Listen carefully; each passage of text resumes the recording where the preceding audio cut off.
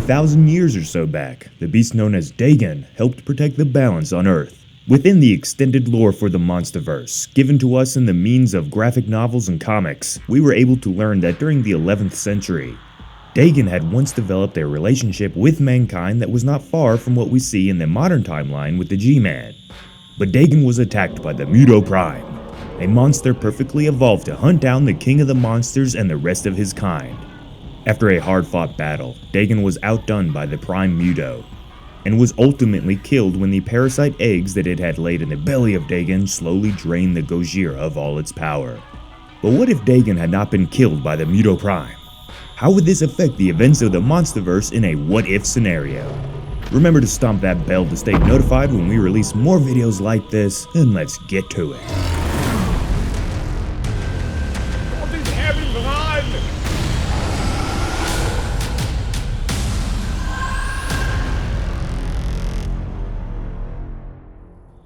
Presumably, both Godzilla and Dagon were roaming the Earth all the way to about 1,000 years ago in the MonsterVerse fantasy timeline. So to theorize about how these two would interact with one another, if both were still alive in the modern timeline, we have to first use some of the clues given to us to learn about their ancient relationship. Using the official graphic novel Godzilla Aftershock as a reference, we learned that Godzilla was nowhere to be found when Dagon was being attacked by the Muto Prime. This tells us that Godzilla was too far from the fight to intervene, as the two Gojis more than likely rotated in shifts of sorts to separate oceans and regions on the planet. It also tells us that while the Gojira may have worked together in the ancient times, they likely preferred to keep their distance from others of their kind. This could be to avoid any acts of dominance within the species, as these titans are known to be highly territorial. As far as we know, Dagon survived for months or even years after he was infected. And nowhere in the lore does it say Godzilla was concerned or worried about the impending death of his last remaining relative that we know about. Nor does it ever mention the G-Man looking back on Dagon or any of the others of his kind in any real meaningful way. This tells us that Dagon and Godzilla would not be very close in the current MonsterVerse timeline if Dagon was still around.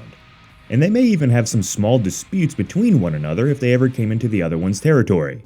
Let's now go to the movie lore of the MonsterVerse and see how the events of the series would have changed if Dagon won the battle against the Muto Prime. In this theoretical fight to the death, Dagon avoids being impregnated with the Muto parasites. And similar to how Godzilla killed the Prime in Aftershock, Dagon is able to end the parasite's reign of terror. This would change some of the events of the MonsterVerse drastically. This movie is the one that started it all. Without it, there would be no MonsterVerse. But in this theory, everything that happened in this movie, outside of maybe the military and Monarch still trying to locate Godzilla, would never occur. The Brodies wouldn't be placed in that dreadful situation, and Bryan Cranston would still be alive. There would be no Mutos, since the ones in the movies were from the same eggs that the Muto Prime planted in Dagon in the true storyline. So Godzilla would have had no reason to surface from the ocean and show himself to the modern world.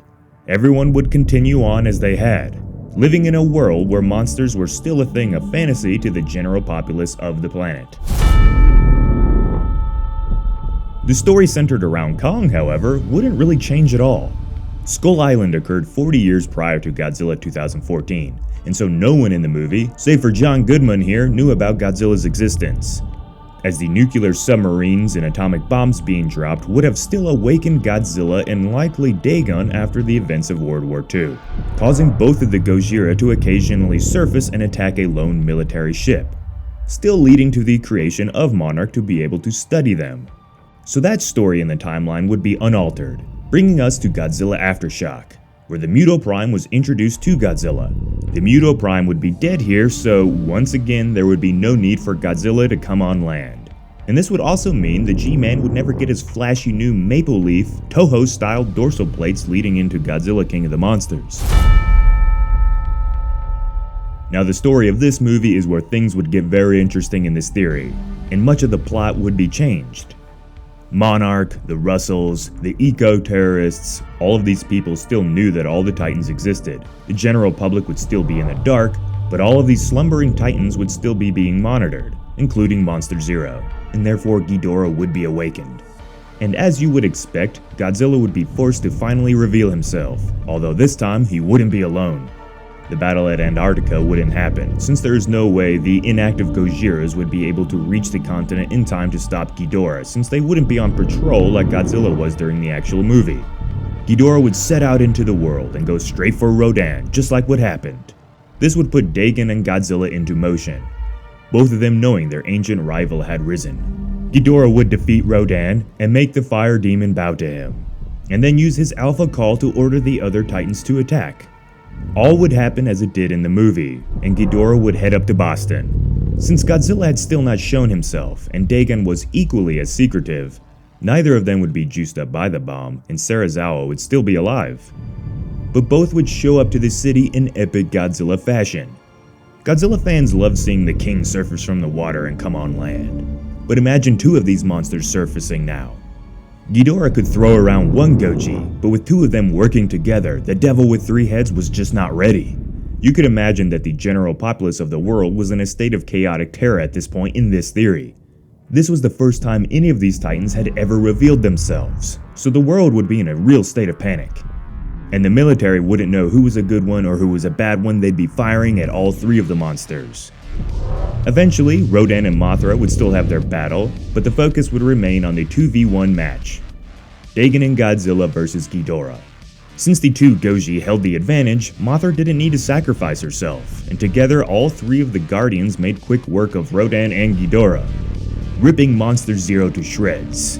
In this theory, the Titans would show up to two kings, not one.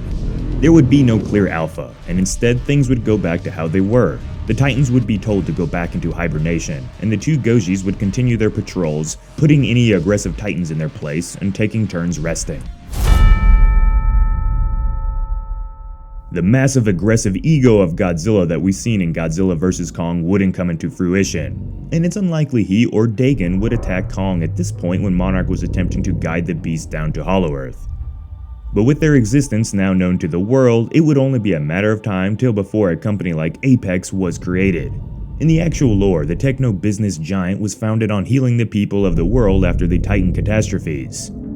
Godzilla and the Mutos fighting nearly a decade beforehand in the storyline would never have happened, so they would need to spend a lot of time catching up in order to get to their heights that we saw in Godzilla vs. Kong. However, since the Skull Island Kong timeline is not altered in this theory, Apex had already learned of the energy in the Hollow Earth and would still have created the heave units to reach the unknown land. They would have harnessed the power there and brought it back to the surface, all without being rushed this time. All sorts of technology would be made, including Mechagodzilla eventually, but only if Godzilla and Dagon continued to harass human-populated areas. But with the two Titans working together to get the balance of the planet back, all of the other Titans would be dealt with in a much faster fashion than what we've seen in Godzilla Dominion. Instead of Godzilla having to deal with all the monsters, now there were two Gojis. Titans would appear for a month or two, be put back in their place by Godzilla and Dagon, and then the world would go back to being the same before it knew any of them were ever around in the first place. But with that power source, it would only be a matter of time before Apex or some other rich and powerful company would use it for some devious goal. And at that time, maybe it would be time for Godzilla and Dagon to rise once again. So a lot in the lore would have changed if Dagon had survived. The MonsterVerse would be much shorter, and Ghidorah would be the only real threat that the world would have seen. The two alphas would keep their distance, but together they would rule the world like their kind had always done. Alright residents, for more videos like this, like the video, share the video, comment on the video, get the YouTube gods all happy. Thank you all for your time today, and I hope you enjoyed this theory. Remember, this is all just for some fun, and none of it should be considered anywhere near canon, but it's certainly a route that could have happened if Dagon survived. This has been Jacob, and I will see you in the next one.